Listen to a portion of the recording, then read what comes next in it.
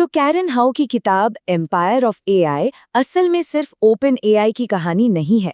ये इस बात की एक गहरी पड़ताल है कि कैसे सिलिकॉन वैली के कुछ गिने चुने लोगों ने हमारे समय की सबसे पावरफुल टेक्नोलॉजी को अपने हिसाब से गढ़ा है।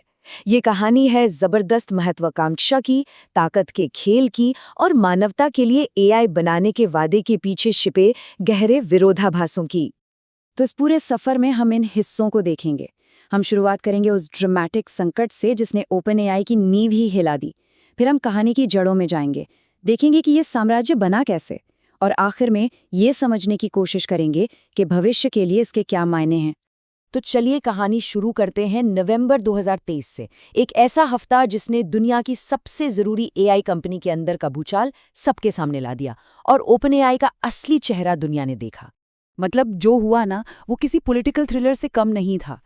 सोचिए, एक छोटी सी गूगल मीट कॉल पे सीईओ सैम ऑल्टमैन को निकाल दिया जाता है, बोर्ड बिखर जाता है, माइक्रोसॉफ्ट जो सबसे बड़ा इन्वेस्टर है वो अपना गेम खेलता है, उधर 750 से ज्यादा कर्मचारी कहते हैं हम इस्तीफा दे देंगे। पूरी दुनिया में बस यही खबर चल रही थी। लेकिन देखिए, ये सिर्फ एक सीईओ को निकालने का मामला नहीं था।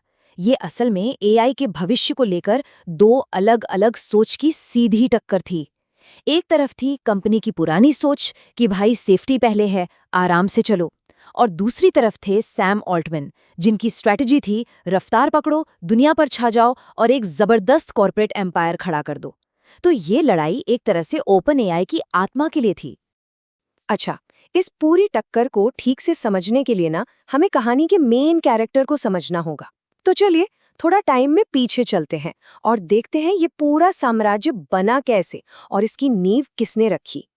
ये किताब हमें सैम ऑल्टमैन के बचपन में ले जाती है। एक ऐसा बच्चा जो 5 साल की उम्र में ही इलेक्ट्रॉनिक्स के पुर्जे खोल देता था और बहुत जल्दी कोडिंग सीख गया था।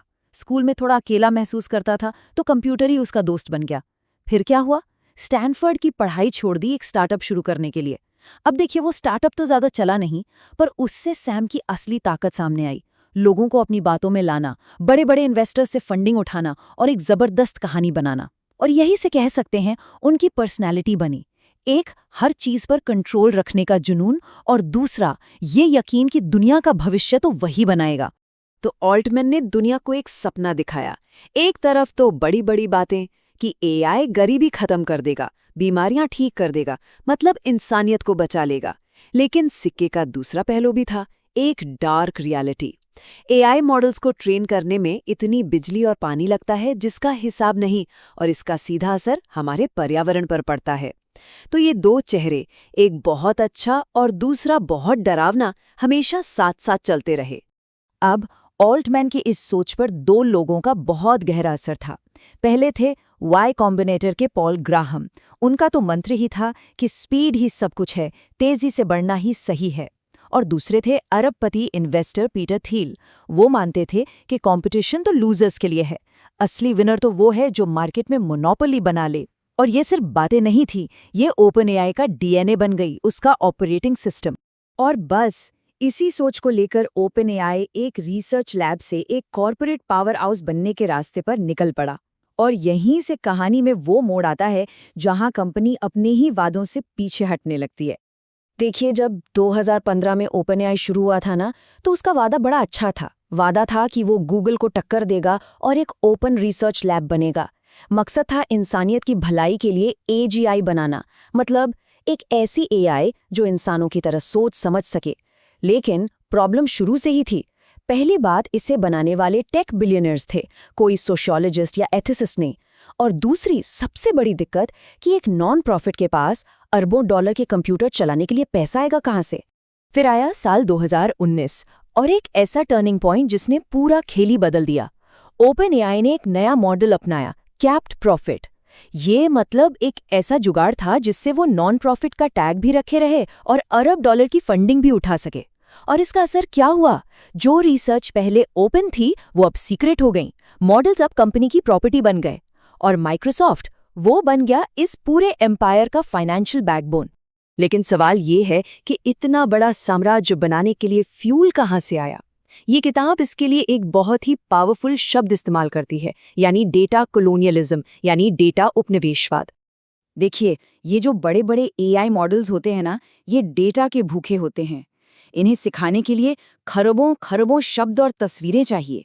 ये सारा डेटा इंटरनेट से बिना पूछे उठा लिया गया। सिर्फ इतना ही नहीं, केन्या और फिलीपींस जैसे देशों में बहुत कम सैलरी पर हजारों लोगों को इंटरनेट का सबसे गंदा और हिंसक कंटेंट लेबल करने के लिए लगाया गया। क्यों? ताकि एआई साफ सुथरा बन सके। और इस काम को करते करते उन वर्कर्स को जो मेंटल ट्रॉमा हुआ, उसका क्या? ये एक तरह का छिपा हुआ लेबर है जिसके ऊपर ये पूरा एआई एम्पायर खड़ा है। ओपन एआई का एक ही मंत्र था, स्केलिंग हाइपोथेसिस। मतलब मॉडल को बस और बड़ा करते जाओ, उसे और ज्यादा डेटा दो, और ज्यादा कंप्यूटर पावर दो, और वो अपने आप स्मार्ट होता जाएगा। GPT-2 से लेकर GPT-4 तक का जो सफर है, वो इसी सोच का रिजल्ट है। और इस रेस में सेफ्टी और एथिक्स जैसे सवाल बहुत पीछे रह गए। मैटर करता था तो सिर्फ परफॉर्मेंस। अब होता क्या है कि जब कोई टेक्नोलॉजी इतनी पावरफुल हो जाती है ना, तो वो सिर्फ एक प्रोडक्ट नहीं रहती, वो एक जियोपॉलिटिकल हथियार बन जाती है। और ओपन एआई ने खुद को अचानक एक ग्लोबल रेस के बीच में पाया। अब ये लड़ाई सिर्फ कंपनियों की नहीं रह गई थी, ये देशों के बीच की लड़ाई बन गई थी। खास तौर पर अमेरिका और चीन, पूरी दुनिया की जो सिक्योरिटी एजेंसियां हैं, वो इन एआई लैब्स को अपनी तरफ खींचना चाहती थी। साइबर वॉर हो या मिलिट्री, हर जगह एआई का रोल बढ़ता जा रहा था। हालत ये हो गई थी कि सरकारें तक टेक्नोलॉजी के लिए कुछ प्राइवेट कंपनियों पर डिपेंडेंट हो गईं। अक्सर इस पूरी डिबेट में ना भविष्य के बड़े बड़े खतरों की बात होती है कि एक दिन कोई सुपर इंटेलिजेंट एआई आके हम सब पर कब्जा कर लेगा। लेकिन ये किताब कहती है कि जरा रुको और आज के असली खतरों को देखो। एआई से जो गलत जानकारी फैल रही है, एल्गोरिदम में जो भेदभाव है, वर्कर्स का जो शोषण हो रहा है और पर्यावरण को जो नुकसान हो रहा है, इन पर ध्यान देना ज्यादा जरूरी है। तो इस पूरी बैक स्टोरी को समझने के बाद चलिए अब वापस चलते हैं नवंबर 2023 के उस क्राइसिस पर। देखते हैं कि आखिर में हुआ क्या और अब आगे क्या होने वाला है। तो सवाल ये है कि बोर्ड का तख्तापलट फेल क्यों हुआ? वजह साफ थी, कॉर्पोरेट मशीन बहुत ज्यादा पावरफुल हो चुकी थी। सैम ऑल्टमैन ने अपने कॉन्टैक्ट्स और स्टोरी टेलिंग के दम पर बोर्ड को ही गेम से बाहर कर दिया। माइक्रोसॉफ्ट ने अपनी पावर का पूरा इस्तेमाल किया और सबसे जरूरी बात, एम्प्लॉयज ने कंपनी के मिशन के बजाय अपने लीडर सैम का साथ दिया। वो जो नॉन प्रॉफिट वाला स्ट्रक्चर था ना, वो इस कॉर्पोरेट प्रेशर के आगे टिक ही नहीं पाया। जैसा कि किताब में बताया गया है, इस पूरे एपिसोड ने एक बात तो साफ कर दी कि ओपन एआई का जो स्ट्रक्चर था वो शुरू से ही अनस्टेबल था। सोचिए, एक नॉन प्रॉफिट ऑर्गेनाइजेशन एक $1 ट्रिलियन की कॉर्पोरेट मशीन को कंट्रोल करने की कोशिश कर रही थी।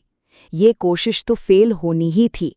और ये सब हमें आज के सबसे बड़े सवाल पर ले आता है। क्या एआई का ये जो इतना बड़ा साम्राज्य बन रहा है, वो कभी डेमोक्रेटिक वैल्यूज के साथ, मतलब आम लोगों के फायदे के लिए काम कर सकता है? ये किताब एक रास्ता भी दिखाती है। सबसे पहले एआई की पावर कुछ गिने चुने लोगों के हाथ में नहीं होनी चाहिए। कंपनियों को ट्रांसपेरेंट होना पड़ेगा।